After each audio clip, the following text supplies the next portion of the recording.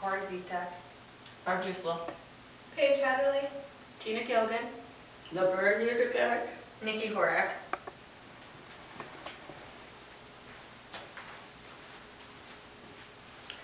Gaining compliance strategies is a form of communication to get people to do what you want.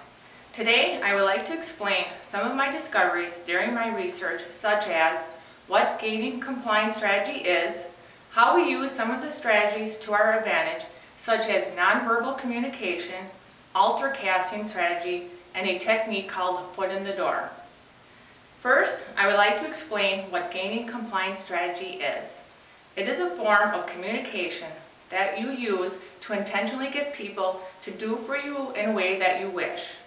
This is different from persuasion, where persuasion is trying to alter a person's thinking. Compliance gaining is altering a person to do something for you. Compliance gaining strategies is fairly new. It was not recognized as a form of communication until the late 1960s, after studies and research were done by Gerald Marwell and Davin Schmidt.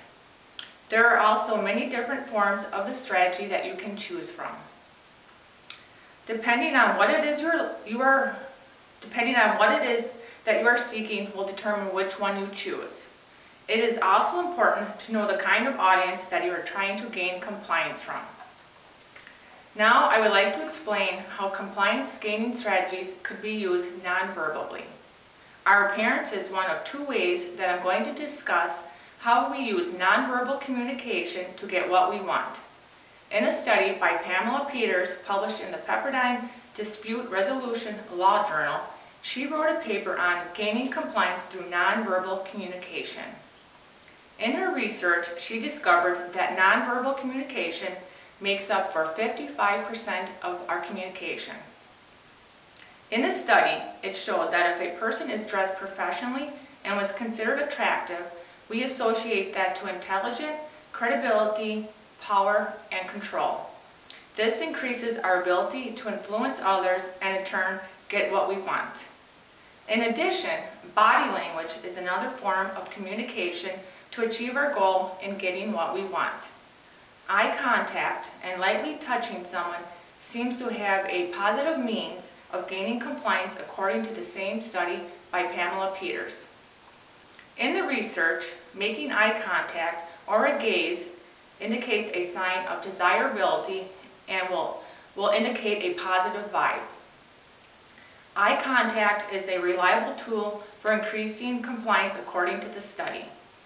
Lightly touching sends a message of comfort and liking. A study on waiters who touched their customers were thought of more positively and would in turn score a bigger tip. Researchers also discovered that with light touching, most of the people touched were not aware of it. Next, I would like to tell you about a strategy which is called altar casting. This is something many people have not heard of but often use. With altar casting, there is a positive and a negative form of communication. Positive altar casting is when you purposely indicate how good a person would do whatever it is you are seeking. An example would be your supervisor stating that you are such a good employee, I know you will not mind staying late to finish the project.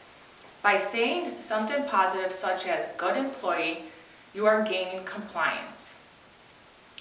Negative altar casting is the opposite. You purposely say something negative to gain compliance. An example would be your supervisor stating only a bad employee would leave early when the project needs to be finished.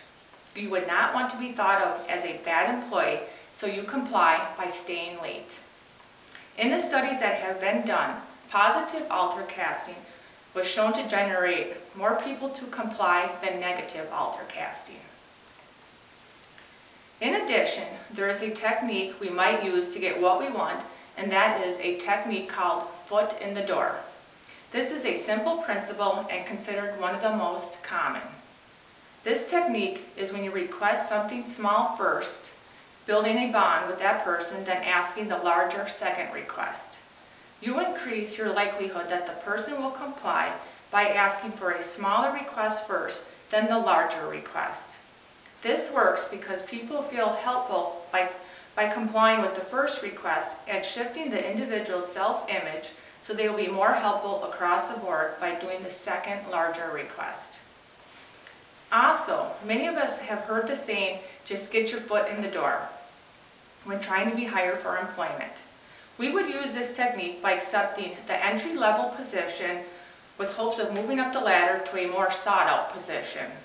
The effects of using the technique foot in the door can be beneficial if used properly. Researching some of the different techniques, I can understand the advantages of using compliance-gaining strategies. I now realize that I have used them to help me get what I want without even knowing it. I have discussed what compliance-gaining strategies is, how we can use them non-verbally, the strategy altar casting, and the technique foot in the door. Explaining that they can be a great benefit in communication, whether it is socially or in the workplace, you can now use them to get what you want. Thank you.